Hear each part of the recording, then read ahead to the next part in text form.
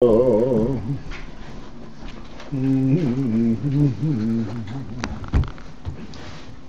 oh, yo, yo, do, do, do, do.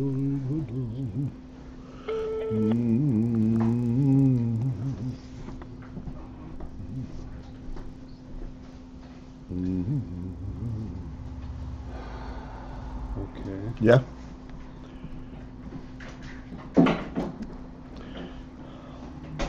Got it, yeah? All right, so we left off yesterday by pointing, hopefully, a clarity of where our focus should be in the words Guv Ha'ora Sichloi. All right, this is the line that begins with Ki'im Chof Aleph. And the line after that is Bozeh, that's where we're up to. This is the bottom third of the page, maybe a little higher than that. So we are talking about Hashpoz HaSeichel.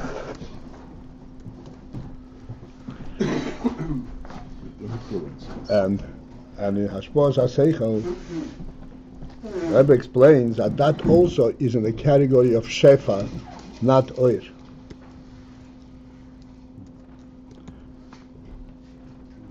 Which puts it in the similarity, so to speak, in a similar category as water flowing from the river, or the hand throwing a rock, and the koyach hayad carrying the rock. And in order to and where do we see, before we go to understand, where do we see that this is in fact shefa? In the fact that the mashpia, the Rav, is nitra boza. He is actually totally involved in it. Oyer, as we're going to say, is b'derech memela. There is nothing b'derech memela. It's something that he has to be fully involved in.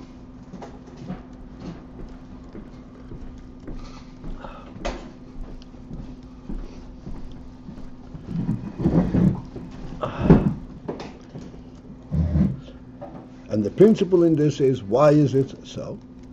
Because nimshach guv ha'ora sichlei. So we explained last night the three terms going backwards. Sichlei, ha'ora sichlei. Both of these seem to be referring to something that is a ha'ora, an oil, not a shefa, not a tangible entity. And yet we're saying that this is a real shefa. In a certain sense, it's in the category of water flowing from the river, or the koyach hayad that carries the stone, negatively, hepechtively. And the reason for that is, the key to this is the word guf ha'ora sichlei. And this is where we, so to speak, got stuck. What is guf ha'ora sichlei? If it's a ha'ora, seichel per se is not a guf. And ha'ora sichlei, as we explained last night, that's even in a category below that, because sichlei means the way he understands to himself. Ha'ora sichlei is how he can be reflected to others, which is a chitzenius of the seichel. Mm-hmm. That's even less of an element of a guf. And yet, we're saying that he is completely preoccupied in this hashpar because he is mashpia guf ha'ora sichlei. What is this guf ha'ora sichlei?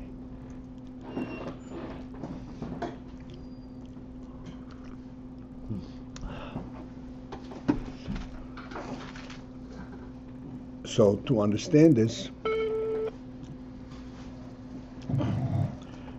the aim last night was that we should understand the difficulty with this, because everyone was ready to give an answer, and then of course we would never get to the issue. To understand clearly sichloi, ha'ora sichloi, and then begin and then face the term guv ha'ora sichloi. That's when we begin to to really think in what the Rebbe is saying. So to understand this, we have to go back to the principle of seichel and then ha'ora sichloi.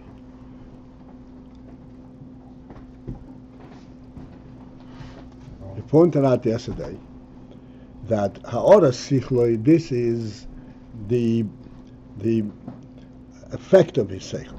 That is the only thing that he can really mashpia to the Talmud. As we explained, he cannot be mashpia to the Talmud the fact that he understands the seichel. He can mashpia the Talmud an element that he can express to the Talmud what he understands, and the Talmud then has to understand on his own. Like we say all the time, Al Kop Kemin Sarushtel. He cannot give him the fact that IMAX understanding his own experience. This we went through many times. That cannot be imparted. What is so special in this element, in his own understanding of the Seichel?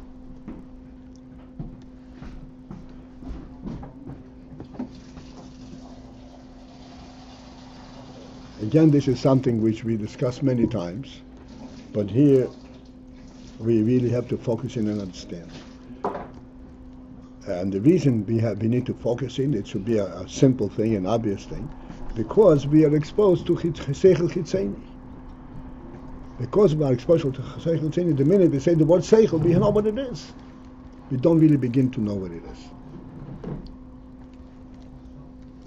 Because Seichel Chitzeni, as we pointed out many times, is not Seichel at all.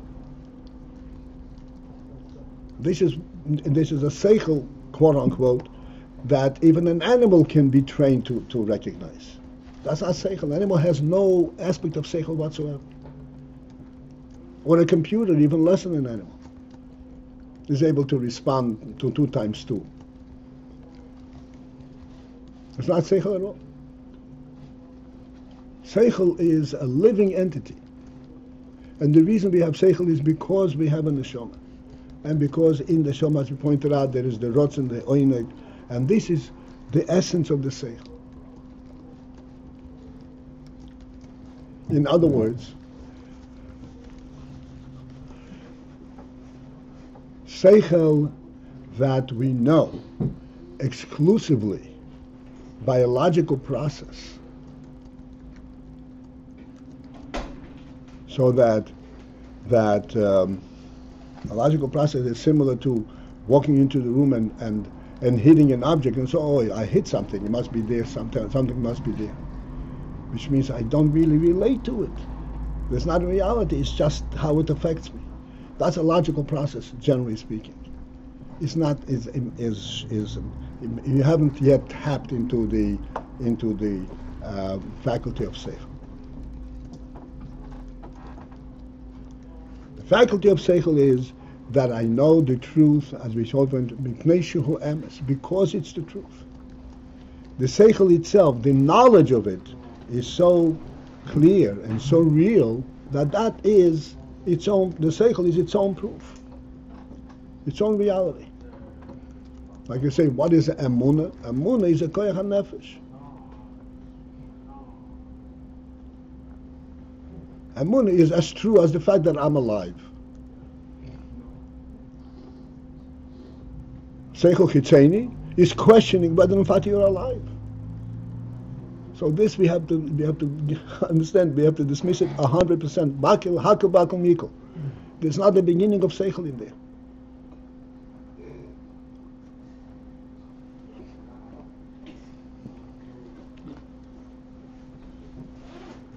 That means that Seichel is a knowledge that we call a fundamental knowledge. The fact that I understand it, that itself is the proof of its reality. That's means Seichel.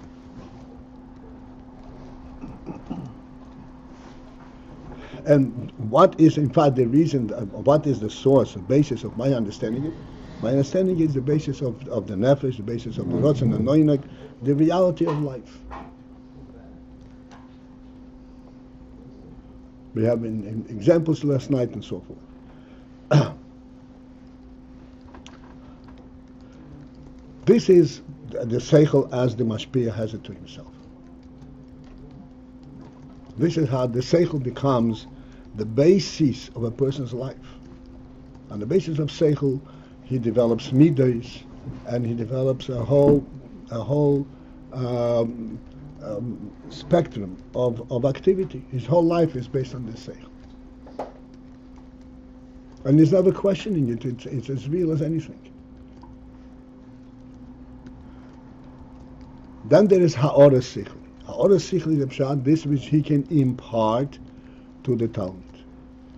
You cannot, as I said, you cannot impart to the Talmud the seichel as you understand it. In other words, I'm giving it to you because I understand it. This is how that cannot be given over. What can be given over?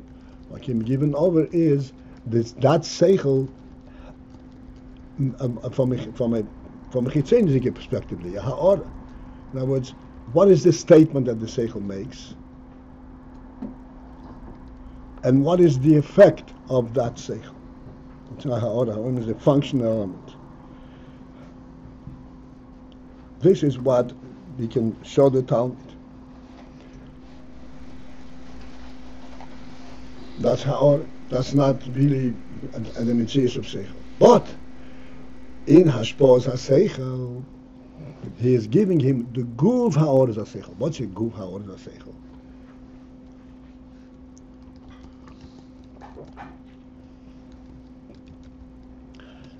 Guv ha'oraz ha'seichel means that even though I'm only giving you ha'oraz ha'seichel and I'm presenting it in a kind of a presentable manner, hakal and hakoved, stepwise, and the whole structure until you get to the point.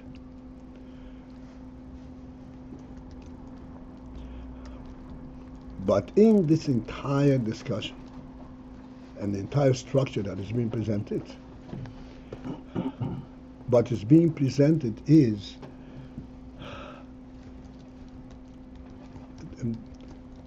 not the compelling element of the seichel, but the truth element of the seichel. In other words, not the proof, not the chitzenis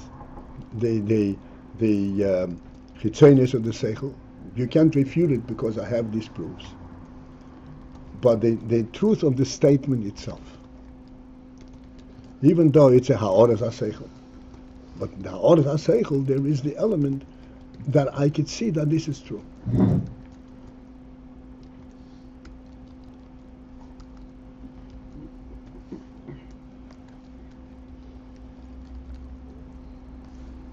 Like for example, we speak lately about, like very simple illustrations. We speak lately we discuss the Ayin of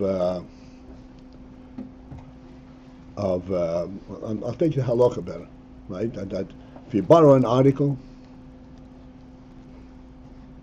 and you want it back, you can't have it back. And what is the seichel in this? You lent it. For the duration of time that you lent it, it becomes his. But the whole fact that it is his is by your consent. That would seem to be the worldly logic.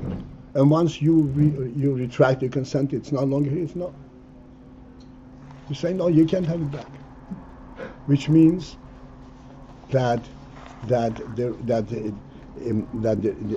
this Indian that you lent it to him, there's an element that it is his not merely by your consent. There is something deeper than that.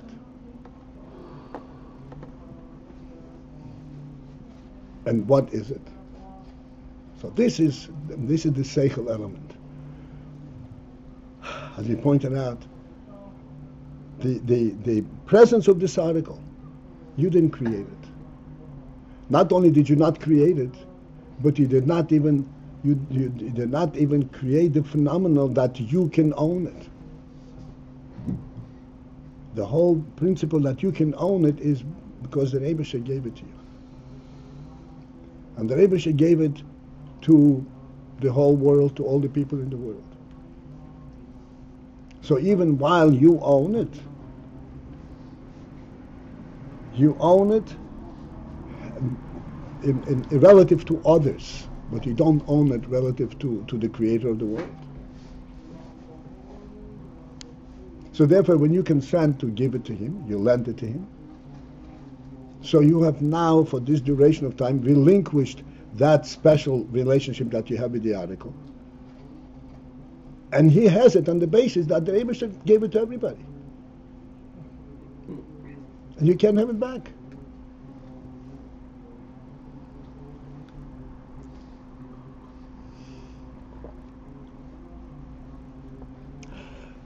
Now, in this illustration, in this presentation, we have several layers. The principle that the Eibusher created the world, and the Eibusher gave it one, this is something which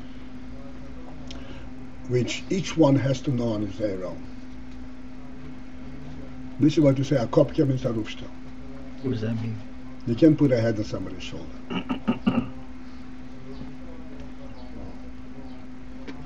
This is the principle of that every person, this is the first orientation of reality. If you miss that, you're living in the Chetzenzik world, in the scientific world, in the imaginary world. There's nothing real to it to begin with. A world that was created as a result of a Big Bang. So there is this fundamental thing. As a result of this fundamental thing, there is the seichel, as the Rav sees it, that it emanates directly from this truth. He doesn't need to explain it at all. Of course he can't have it back. It's not yours anymore. It's his.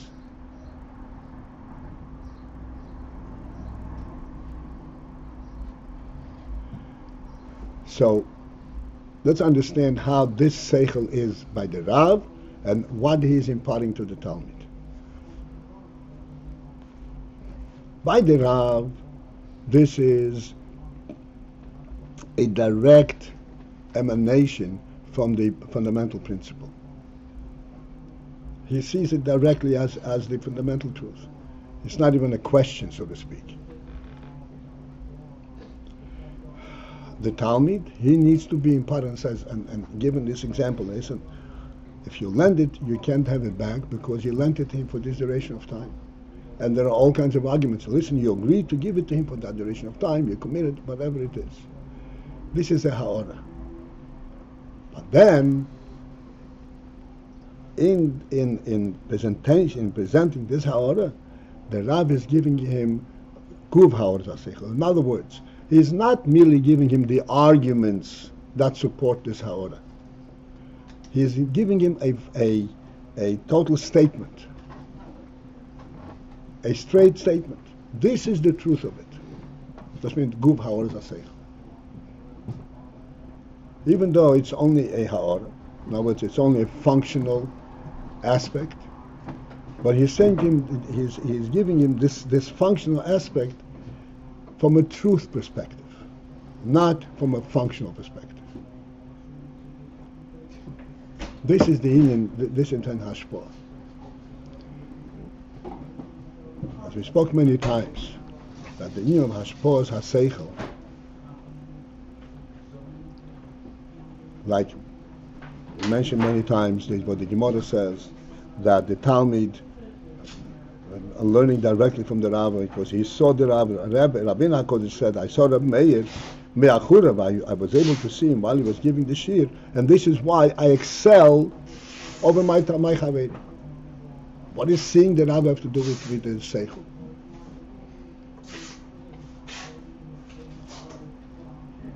The Seichel is what you hear in the words. But then you have only the Ha'ara. Seeing the Rav from where it comes gives you the Guv Ha'ara, gives you a substance to the Seichel.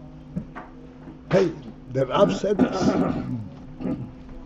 And it has a completely different sense of reality.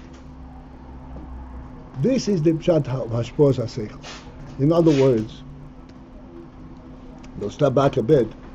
When the Rav is mashpia seichel, he already learned the seichel. He already knows it inside out. But he is not mashpia, just as we learned about that. But when a person learns, reviews a seichel, he has to go back to the source of the seichel. The same thing when the Rav is mashpia seichel. He is mashpia seichel, but he's not just taking it out of his pocket and saying, "Okay, this is what I remember." He is mashpia seichel. He is at this moment visualizing, recognizing the truth of the seichel, and this is how he is mashpia. So even though he's giving him a ha'orah, but he's giving him guv ha'orah, which means what substantiates his ha'orah, what makes it true. So being that he's giving him guv ha'orah seichel, which means this is why he must be fully involved in it. Because in order that to recognize it and to have a sense that this is true, he has to be fully committed to it. He cannot be just reminiscing about something that he learned. He has to sense the truth of it, why this is true, and how he senses it. So even though he's giving him only ha'oras ha'seichel, at the same time, this ha'oras ha'seichel has an element of truth, and that's a guv ha'oras ha'seichel.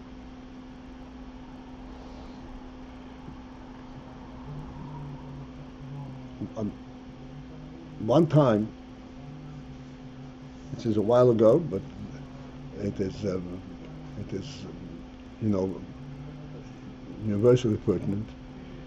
We explained a principle of teaching, that when the Rav is teaching a seichel, and he's teaching a seichel as he understands it,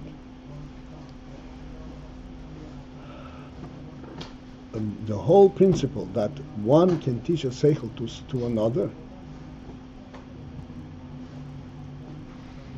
the basis of it is, yes, the other one has to have seichel himself, has to have a head, otherwise you can't teach it to him. But by the Rav himself, there has to be also a special insight in the seichel. And the special insight is, this is how orders are seichel. Special insight is that he sees this seichel not merely from the perspective how he sees it, that he understands it, but he sees the seichel as a universal truth. This is true not only for me, this is true universal. You and I are part and parcel, we are related, and we actually function in this same truth. This is the only perception, this is the only platform upon which there can be the whole interaction between Rav and Talmid and any kind of discussion.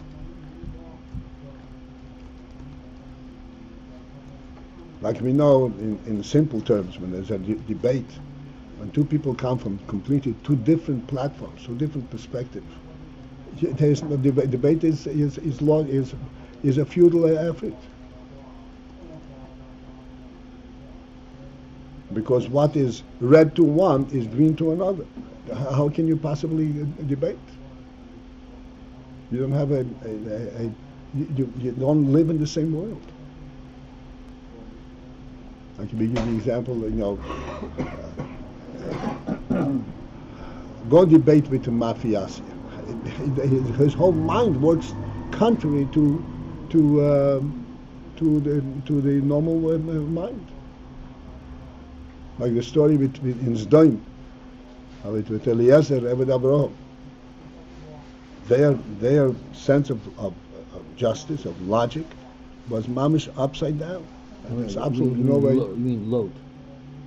Not Eliezer. Lot. Eliezer. Eliezer? When was Eliezer in Sodom? The way he chanced to be. Listen, he likes to walk around. He likes to see to be by. And I know when Lot he got hit by somebody, he was bleeding, so the judge. That's Eliezer. That's Eliezer. Mm-hmm. So why did they make Lot a judge? This is in Rashi. No. They made Lot a judge. Lot was a judge. He was one of theirs. If he thought like that, they wouldn't make him a judge. No, he went and he punched the judge. He said, "Now you pay me." No, that's Eliezer.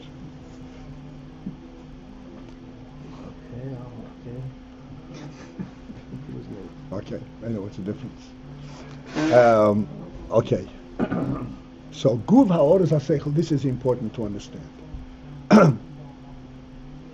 If one wants to learn, and we learn a Maimer, and the Rebbe is presenting it as best as possible that we should be able to understand it.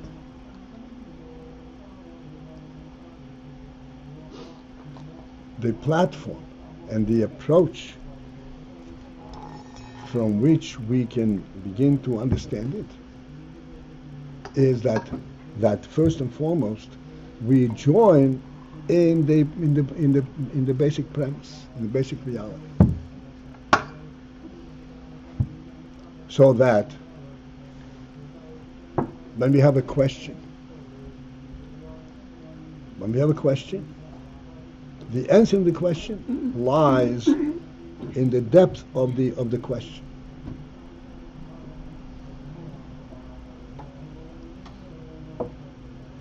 Das means Guv Ha'oros HaSeichel. There's Ha'oros HaSeichel, there's how it is presented, and then you have to realize that this presentation itself is actually carrying an element of fundamental truth. We have to remember the principle, that Chochmah, the fundamental truth of human seichel, of our seichel, is based on Chochmah. Chochmah has no proof. Chochmah is a perception of the truth because it's true. As the Rambam presents it, there is a fundamental truth that the Amit is himotz and yimtze kol hanitzor. That's beyond debate. That is the fundamental human seichel. This is Yisrael HaYisrael, the Amud HaChochmah. This is the beginning of all Chochmah, beginning of all learning.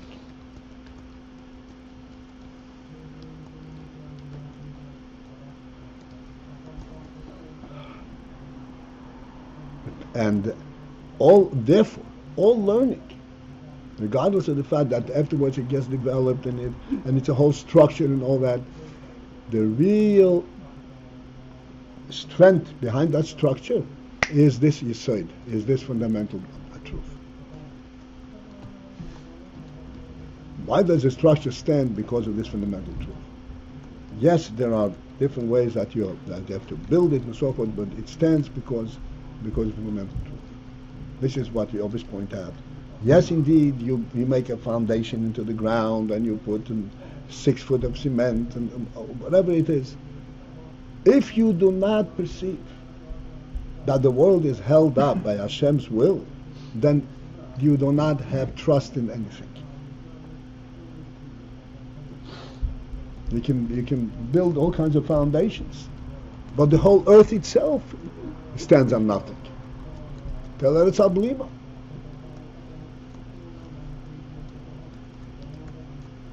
There has to be a fundamental reality.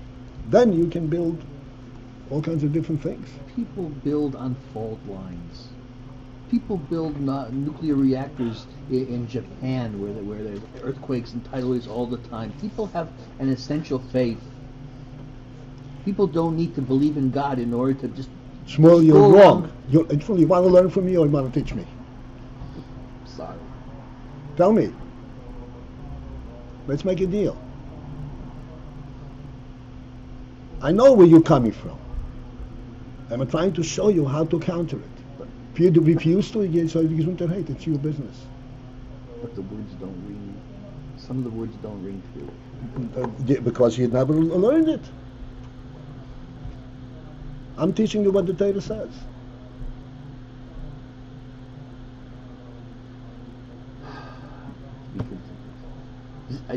No, we will continue only if you agree to learn from the Torah. That means just believe. That means that the fundamental, that there has to be a fundamental truth. And when people build in Japan, this is so stupid. Because the building depends on the same human beings that believe that the world is something has a substance.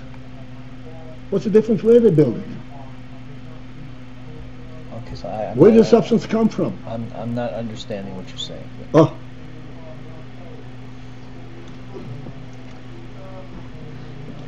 That I agree.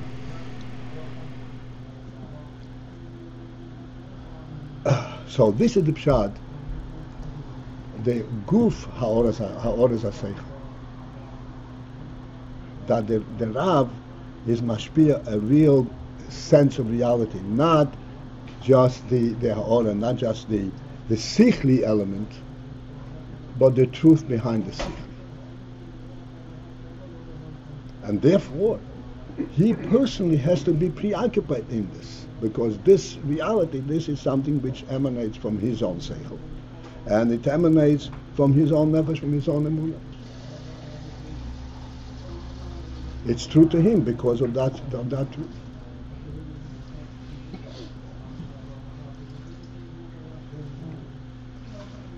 Okay, this is it for this morning. I have a more fundamental question. Shmuel, I really don't want to go there. If it's so real, then what do I need a mashpia for? If the knowledge is so instinctive. Shmuel, either you want to learn or you don't want to learn. I want to ask. I learned through asking. I told you, I have no answer. I am telling you that you are thinking is totally false. So if I'm going to start debating you at your level, it's futile. I don't want to go there. I want to try to understand what Chassidus tells you. If you try, you'll find that you have the ability to do that. But if you refuse to, you refuse to. Have a good day.